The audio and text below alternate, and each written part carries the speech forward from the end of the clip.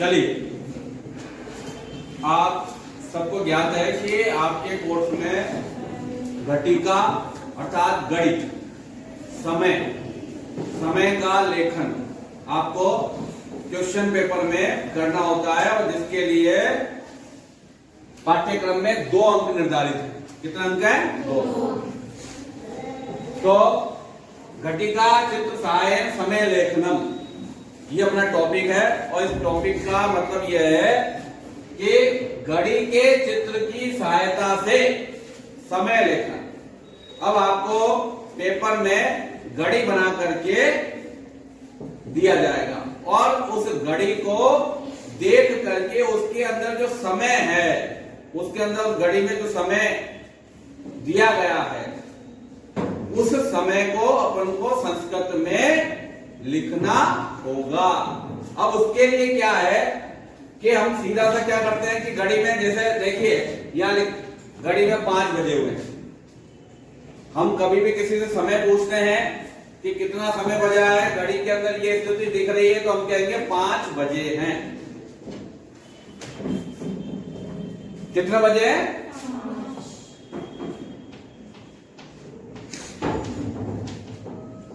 यहां घड़ी की स्थिति में 11 बजे है।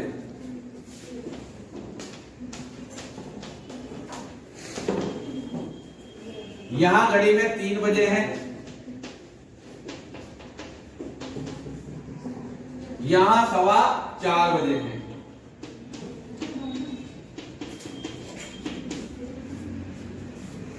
यहां 4:30 बजे हैं।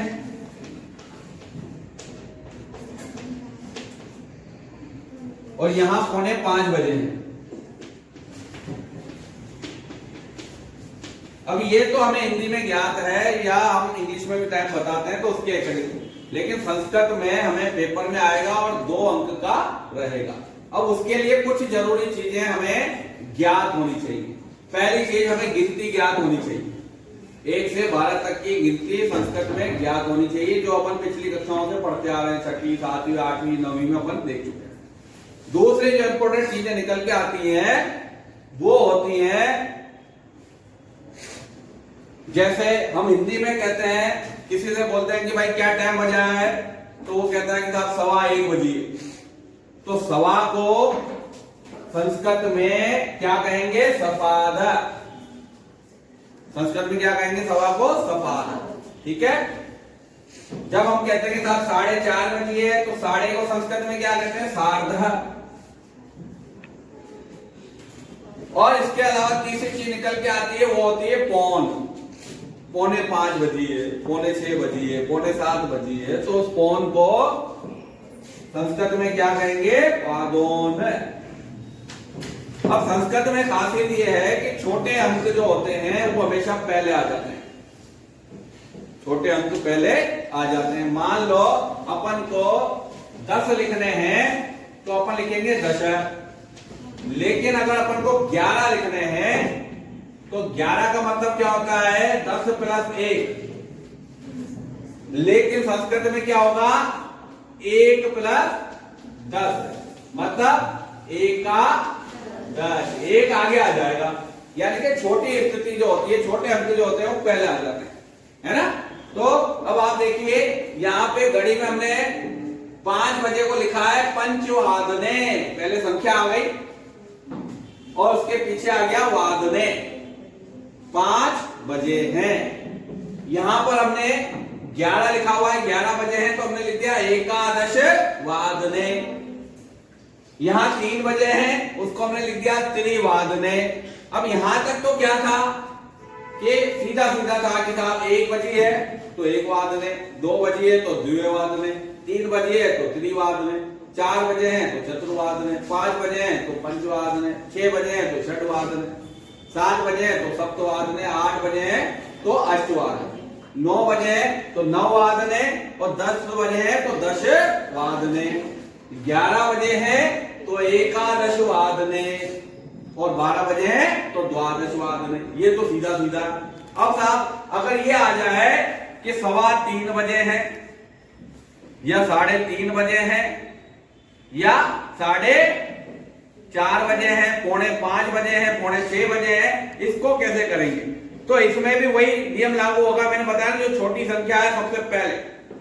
अब पाद का मतलब है चौथा हिस्सा, 1 घंटे का जो चौथा हिस्सा होगा उसको पाद कहेंगे। तब चतुर्थांश है, चतुर्थांश मतलब पाद है ना, यानी कि चौथे का और 1 का चौथा हिस्सा जो है उसको पाद कहेंगे। और 1 का जो आधा हिस्सा होगा उसको, जो अर्धांश होगा उसको कहेंगे अर्धहर, है ना। लेकिन अब ये चौथे, आधे और पौन को क्या करेंगे? संख्या से पहले लाएंगे। सबसे पहले क्या करेंगे?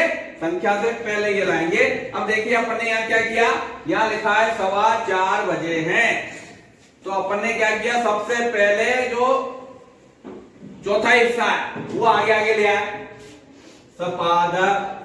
हमने कहा ना कि सवा इत्यस्य सपाद, सवा का मतलब है सपाद, तो सबसे पहले सपाद आ जाएगा।